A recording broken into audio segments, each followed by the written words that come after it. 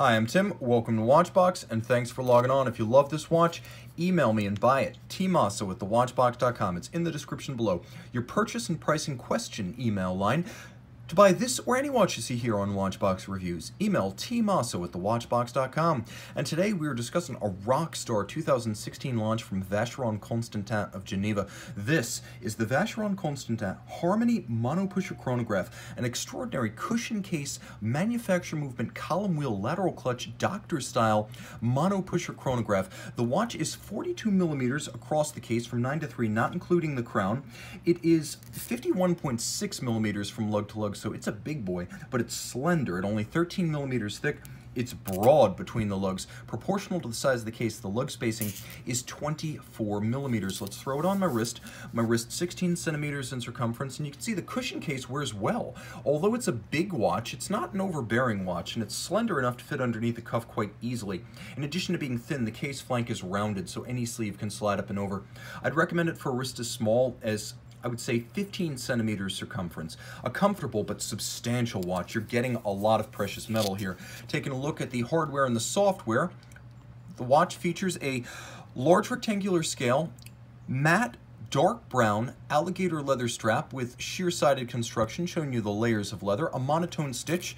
On the underside, you can see Vacheron's going double gator with small rectangular scale. The reason to have gator on both sides, simply it lasts longer. It's a more expensive but longer lasting strap in an industry and a hobby where we tend to celebrate longevity. I celebrate that. Here you can see that internally, the clasp is handsome with a combination of media blasting as well as high polish. Also note the use of the Maltese Cross logo inside the clasp. Attention to detail counts.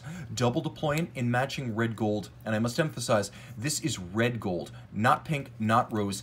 5N red gold per Vacheron. It is intense. It is like fire on your wrist. Now you can see there's a bit of complexity in this case. At first glance, sensuous compound curves, but then you look a little bit closer and you can even see that there's a fluted section underneath the tip of the lugs, and the mid case is somewhat stepped down. It curves down, but then it steps in. So on the wrist, the watch winds up looking a lot thinner than it is, and it's already quite thin.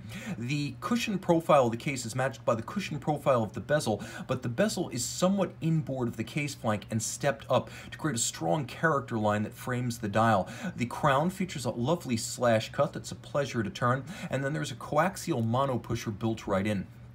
At center, you have a lovely set of rose gold hour and minute hands in an apple style.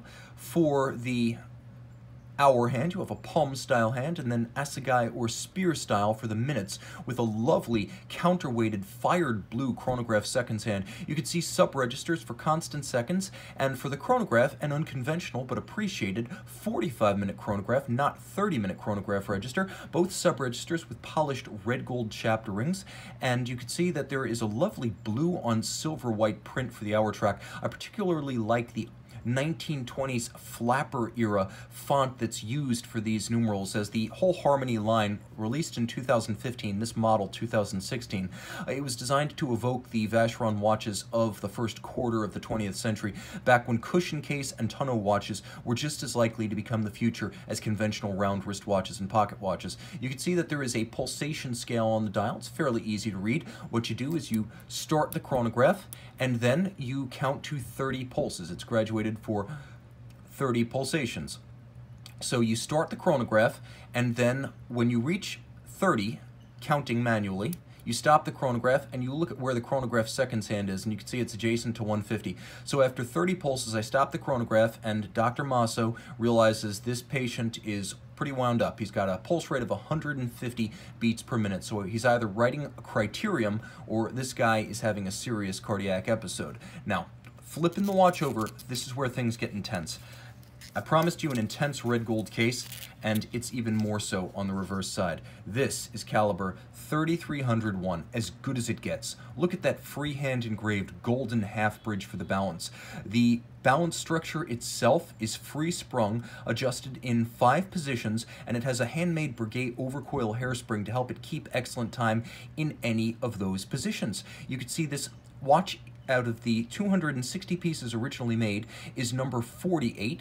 right there. Continuing with the movement, you can also see that it is a column wheel lateral clutch monopusher with the column wheel featuring a black polished Maltese cross on its top. The movement has a manual wind 65-hour power reserve, and it beats away at 21,600 vibrations per hour. The timepiece pivots on 35 jewels, and it is truly impressive with a broad expanse of 32.8 millimeters sprawling across the case back, water resistant down to 30 meters, and that is probably the only dig against the watch. It's not a swimmable watch, but then again, you've got an overseas for that. This is a watch released for the 260th anniversary of Vacheron, and although the 260th anniversary would have been 2015. Nevertheless, this was a 2016 launch, and you can see that there is a Poinçon de Genève on both the movement as well as the case back, and the timepiece does indeed feature the Geneva seal, which is now, post-2012, a full watch standard.